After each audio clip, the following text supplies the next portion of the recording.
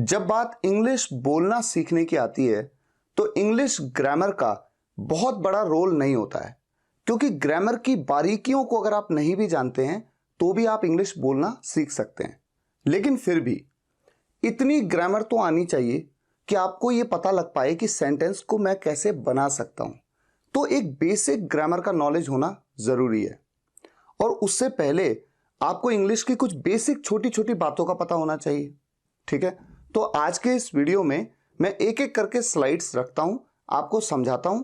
हो सकता है आपको पहले से पता भी हो सकता है ना पता हो या कोई कंफ्यूजन हो, तो ध्यान से वीडियो को आप देख लीजिए, तभी हम आगे बढ़ पाएंगे। तो आइए शुरुआत करते हैं। सबसे पहली slide, Ravi is my friend, he helps me, reading is his habit. यहां पर कितने सेंटेंस है अगर कोई आपसे पूछे तो यहां पर कितने फुल स्टॉप है? 1, 2 और 3। तो आप कहेंगे कि यहां पर 3 सेंटेंसेस हैं, 3 वाक्य हैं। अब अगर कोई आपसे पूछे कितने वर्ड्स हैं, वर्ड्स यानी कि शब्द, 1, 2, 3, 4, 5, 6, 7, 8, 9, 10, 11 वर्ड्स हैं। अब कोई आपसे पूछे कि कितने लेटर्स हैं इंग्लिश के, तो 1, 2, 3, 4 इस तरह से आप गिनेंगे तो टोटल 40 लेटर्स हैं, 40। अब मैं आपको बताता हूं कि देखिए इन तीनों सेंटेंसेस में सब्जेक्ट क्या है। किसी भी सेंटेंस में सब्जेक्ट होता है, एक वर्ब होती है और ऑब्जेक्टिव पार्ट होता है। वर्ब से पहले जो भी आया वो सब्जेक्ट है और वर्ब के बाद जो आया वो ऑब्जेक्टिव पार्ट है। तो रवि इज माई फ्रेंड, यहां पर वर्ब है इज, तो उससे पहले आ रहा है रवि, तो ये है मेरा सब्जेक्ट। सब्जेक्ट वो होता है जिसके बारे में उस सेंटेंस में बताया जाता है, या फिर उस सेंटेंस में जो किसी काम को करता है या कर रहा होता है। ठीक है, इस सेंटेंस में ही हेल्प्स मी, वो मेरी मदद करता है। हो सकता है आपको ना पता हो कि एस क्यों लगा, वो आगे की बात है, लेकिन ये है आपकी वर्ब हेल्प। हेल्प यानी मदद करना, तो किसी काम को करना ये होती है वर्ब। या फिर इज, एम, आर, वॉज, वर, ये सभी होती हैं आपकी ऑक्सिलरी वर्ब्स, लेकिन होती तो वर्ब्स हैं। ठीक है, ये आपको ये बताती हैं कि कोई भी काम अगर हो रहा है या किसी भी सब्जेक्ट के बारे में, वो प्रेजेंट में है, पास्ट में है या फ्यूचर में है, यानी उसकी स्टेट के बारे में, उसकी अवस्था के बारे में बताया जाता है। जैसे मैंने कहा रवि मेरा दोस्त है, रवि इज माई फ्रेंड, तो ये प्रेजेंट की बात है इसीलिए इज कहा। अगर मैं कहता Ravi was my friend, was, तो ये होती पास्ट की बात। तो ये तो भी आगे हम समझेंगे, लेकिन फिलहाल यहां पर रवि है सब्जेक्ट, हेल्प मेरी वर्ब है, इससे पहले आ रहा है ही, ये है मेरा सब्जेक्ट। इज मेरी वर्ब है, इससे पहले आ रहा है रीडिंग, ये है मेरा सब्जेक्ट। ठीक है, अभी रीडिंग में आईएनजी लगा है, रीड तो अपने आप में एक वर्ब भी है, ये मैं आपको आगे बताता हूं। सबसे पहले देखिए सब्जेक्ट क्या होता है, एक नाउन होता है। नाउन का सीधा सा मतलब है नाम, किसी का नाम, बस, चाहे वो मेरा नाम हो, चाहे किसी जगह का नाम हो, या किसी भी चीज का नाम हो। जैसे हमारे शरीर में, हमारी बॉडी में खून है, तो ये जो लिक्विड है, जो लाल रंग का जो लिक्विड है, इसको एक नाम दिया गया है, इसको नाम दिया गया है ब्लड। तो ब्लड इस चीज का नाम है, तो ये भी एक नाउन है। अब नाउन कितने टाइप के होते हैं उन्हें डिटेल में समझने की जरूरत इंग्लिश स्पीकिंग कोर्स में नहीं होती है, ग्रामर में जरूरी है, इंग्लिश स्पीकिंग में नहीं। तो आप सिर्फ इतना समझिए कि नाउन का मतलब है नाम। ठीक है, अभी जो नाउन होता है ये या तो सिंगुलर होगा या प्लूरल होगा। इसको बोलेंगे सिंगुलर, और इसकी प्रोनाउंसिएशन सही रखनी है आपको, इसे बोला जाता है प्लूरल। प्लूरल। अब जैसे कि मान लीजिए किसी सेंटेंस का सब्जेक्ट है पंकज, तो वो एक ही है, जो एक है वो सिंगुलर है, जो एक से ज्यादा है वो प्लूरल है। हिंदी में सिंगुलर को एक वचन, प्लूरल को बहुवचन कहते हैं, लेकिन आप हिंदी नहीं सीख रहे हैं, आप इंग्लिश सीख रहे हैं, तो कोशिश करिए सिंगुलर प्लूरल में ही बताइए। पंकज एक है, सिंगुलर है। जैसे मैंने कहा पंकज एंड राजेश, एक से ज्यादा हो गए, 2 हो गए, तो ये प्लूरल है। अगर किसी सेंटेंस का मेरा सब्जेक्ट है फादर, फादर मतलब पापा, एक हैं इसलिए सिंगुलर सब्जेक्ट है। लेकिन अगर कहीं पे लिखा है पेरेंट्स, तो पेरेंट्स मतलब माता पिता दोनों को इंक्लूड किया है, तो दो है वो एक नहीं है, तो ऐसा सब्जेक्ट मेरा कैसा सब्जेक्ट है? प्लूरल। पेन, एक पेन तो पेन, अगर एक से ज्यादा पेन तो पेन्स। और जनरली आप ये देखेंगे किसी भी नाउन को प्लूरल बनाने के लिए उसके एंड में एस लग जाता है। ऐसा लगभग 90% केसेस में तो होता है। लेकिन कई ऐसे नाउन होते हैं, कई ऐसे सब्जेक्ट होते हैं जो नाउन हैं, जो सिंगुलर में तो मैन, मैन मतलब आदमी, और मेन इसकी प्रोनाउंसिएशन होती है मेन, मेन मतलब एक से अधिक आदमी, मेन। तो प्रोनाउंसिएशन का सही ज्ञान होना भी जरूरी है। एक औरत को कहते हैं वुमन, ये किसी सेंटेंस का सब्जेक्ट हो सकता है, सब्जेक्ट। और एक से ज्यादा औरतों को कहते हैं विमेन। तो यहां पर ए आया, प्लूरल में ई है, ए है प्लूरल में ई है, विमेन। स्लाइड नंबर 2 में देखिए, कोई भी सब्जेक्ट, जैसा मैंने आपको बताया कि नाउन हो सकता है, नाउन जो कि रवि है किसी का नाम, नाउन, उसी तरह से कोई भी सब्जेक्ट प्रोनाउन हो सकता है। यानी कि सब्जेक्ट में या तो नाउन आता है, प्रोनाउन आता है। अच्छा, प्रोनाउन क्या होते हैं? जैसे he, I, we, you, he, she, they, this, that, it, these, those, ये सभी होते हैं प्रोनाउन। और फिर इन प्रोनाउंस की अलग अलग फॉर्म्स भी होती हैं। जैसे आप जानते हैं सब्जेक्ट में आता है तो आई होता है, लेकिन ऑब्जेक्ट में आता है तो मी हो जाता है, मी, है ना।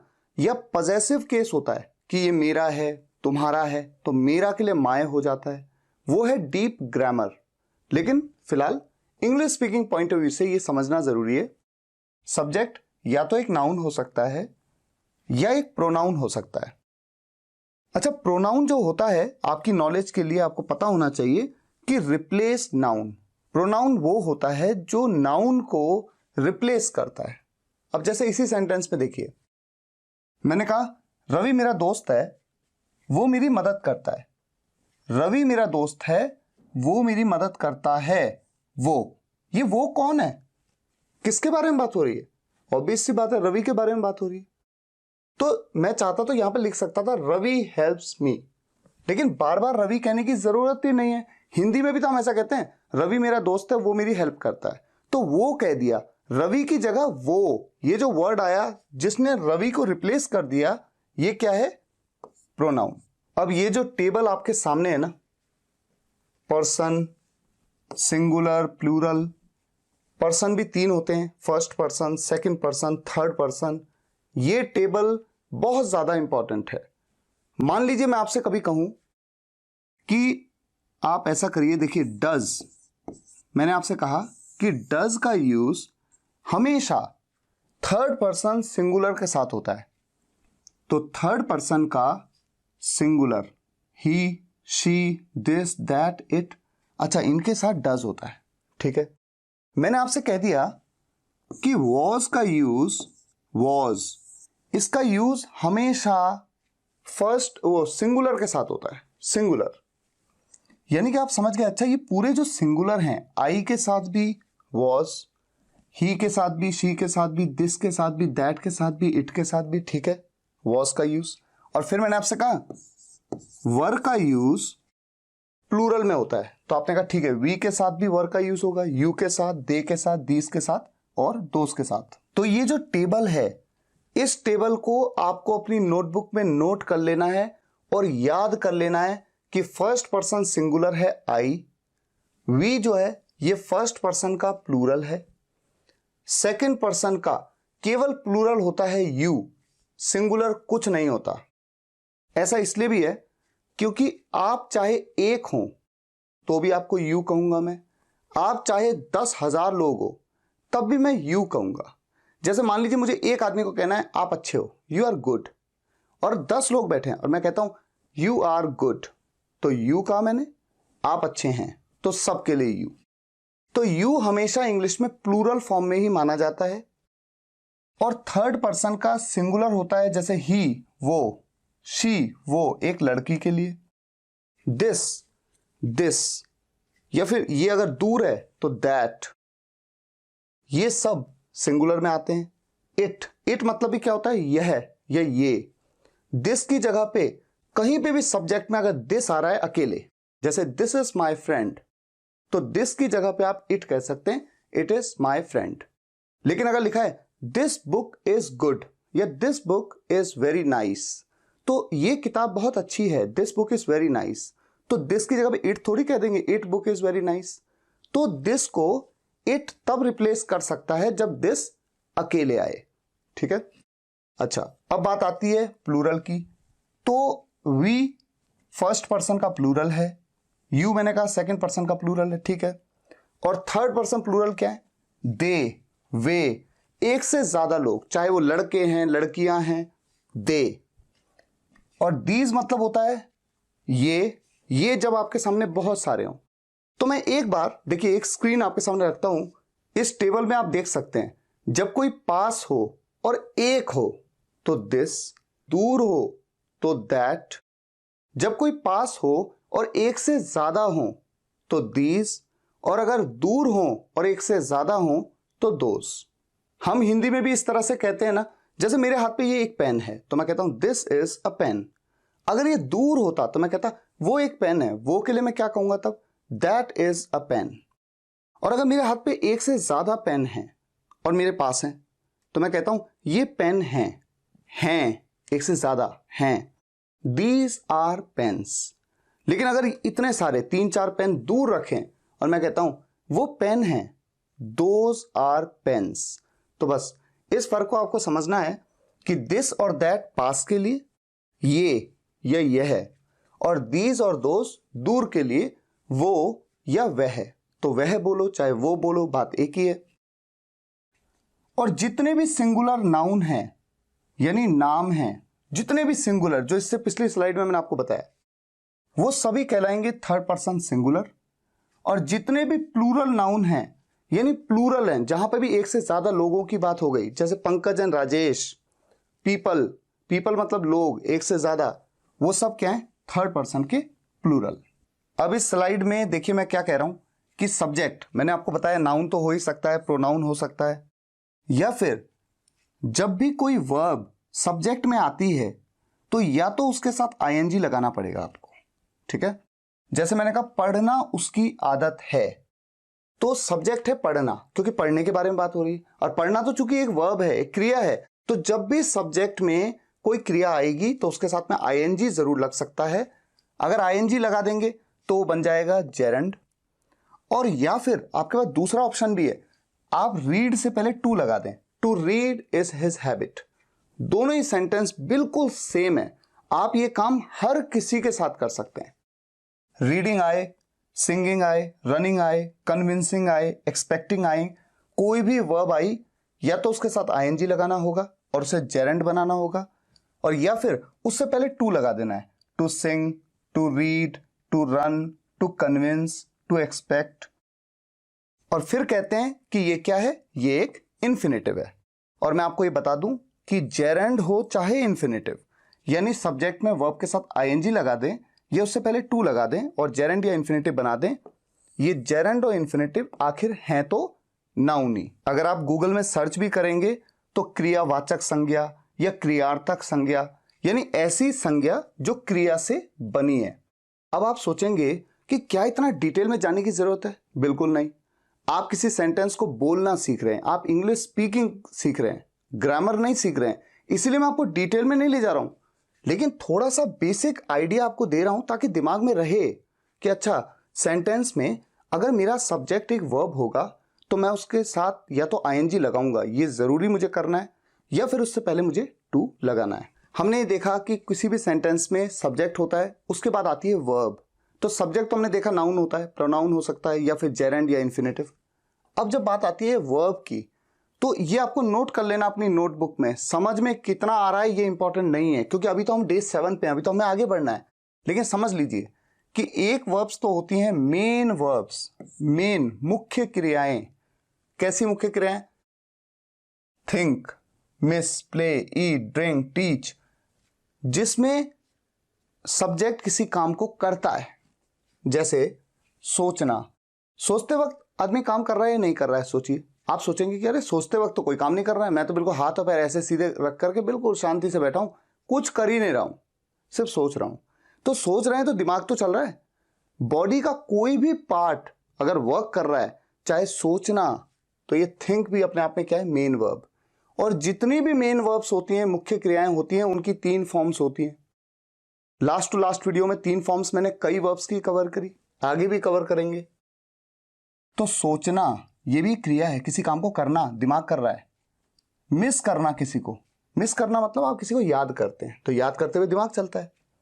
प्ले, खेलते हैं, खेलते वक्त आपके पैर चल रहे होते हैं या हाथ से खेल रहे होते हैं, है ना। तो मूवमेंट होती है, बॉडी में कोई ना कोई काम हो रहा है। खाना पीना, पढ़ाना, पढ़ाते वक्त भी एफर्ट्स लग रहे हैं, आपके हाथ मूव हो रहे हैं, पैर मूव हो रहे हैं, मुंह मूव हो रहा है। तो ये सभी होती है मेन वर्ब्स, ठीक है। ये एटसेट्रा, एटसेट्रा मतलब आदि आदि या इत्यादि। तो मैं इसे लिख देता हूं, कभी भी मिस्टेक नहीं करना है। इसको कैसे बोलना है, एटसेट्रा, एटसेट्रा, एटसेट्रा, ठीक है। अच्छा, दूसरी तरह की वर्ब्स कौन सी होती हैं, auxiliary verbs. Auxiliary verbs, auxiliary verbs का मतलब होता है सहायक क्रियाएं, सहायक क्रियाएं, ठीक है। वैसे तो आप इंग्लिश सीख रहे हैं, हिंदी में ज्यादा मत सोचिए, इंग्लिश में ही सोचिए। ऑक्सिलरी वर्ब्स, ऑक्सिलरी वर्ब्स का काम क्या होता है, इनका काम होता है कि सेंटेंस में सब्जेक्ट के स्टेट के बारे में बताना। स्टेट मतलब कि वो किस अवस्था में है, प्रेजेंट में। वो कोई भी काम कर रहा है, लेकिन वो प्रेजेंट में कर रहा है, पास्ट में कर रहा है या फ्यूचर में कर रहा है, प्रेजेंट में, पास्ट में या फ्यूचर में। तो 3 तरह की ऑक्सिलरी वर्ब्स होती हैं, इसे आप नोट कर लीजिएगा। कितना समझ में आता है कोई बात नहीं, जितना भी समझ में आए बस नोट कर लीजिए। 3 तरह की वर्ब्स हैं, एक है बी वर्ब्स, एक है डू वर्ब्स और एक है हैव वर्ब्स।